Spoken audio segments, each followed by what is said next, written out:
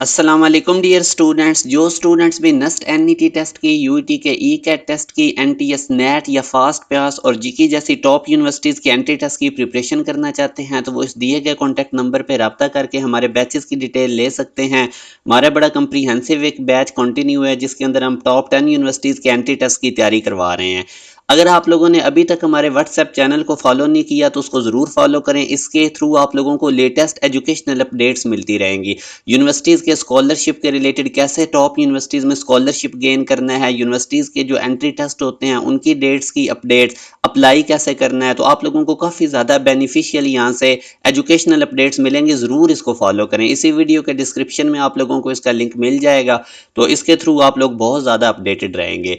अच्छा, अभी जैसे मैंने सीरीज स्टार्ट की हुई है, मैं यूनिवर्सिटी के पास्ट पेपर के एमसीक्यूज आप लोगों से डिस्कस कर रहा हूँ, पार्टिकुलरली नस्ट के रिलेटेड, क्योंकि 9 दिसंबर से इसका टेस्ट भी आ रहा है। When our body is heated, it appears first। तो याद रखें कि हमारे पास टेम्परेचर और जो रेडिएशन इमिट होती हैं बॉडी को हीट अप करने से, उनकी वेवलेंथ के दरमियान इनवर्स रिलेशन है।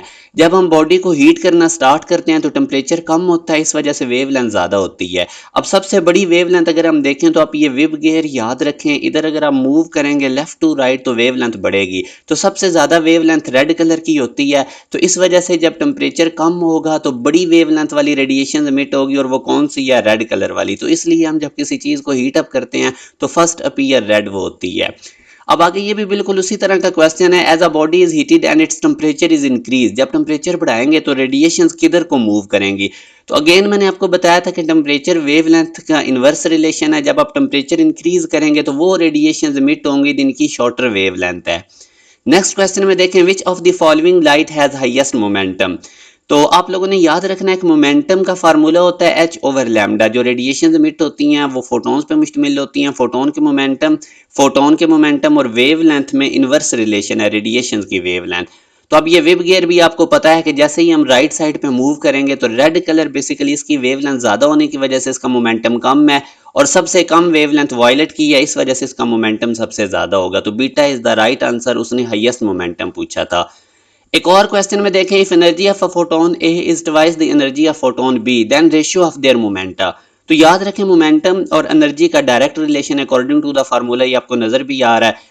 अब इसमें अगर आप देखें तो ए का अगर मोमेंटम ट्वाइस हो गया बी से, तो डेफिनेटली हमारे पास अगर इसकी एनर्जी एनर्जी अगर ए की ट्वाइस हो गई या बी से, तो मोमेंटम भी ए का ट्वाइस होगा बी से। तो alpha is the right answer.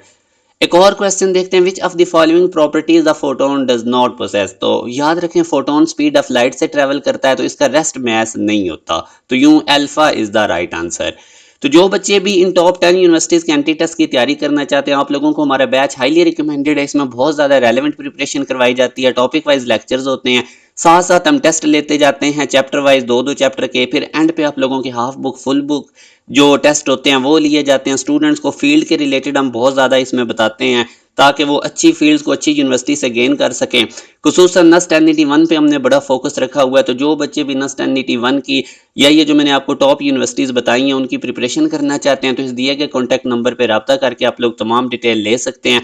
WhatsApp channel को आप लोग ज़रूर उसके साथ फॉलो कर लें, क्योंकि उसके थ्रू आपको बहुत ज़्यादा अपडेट्स मिलनी है। इसी वीडियो के डिस्क्रिप्शन में उसका लिंक है। अपना ख्याल रखिएगा। अल्लाह हाफिज़।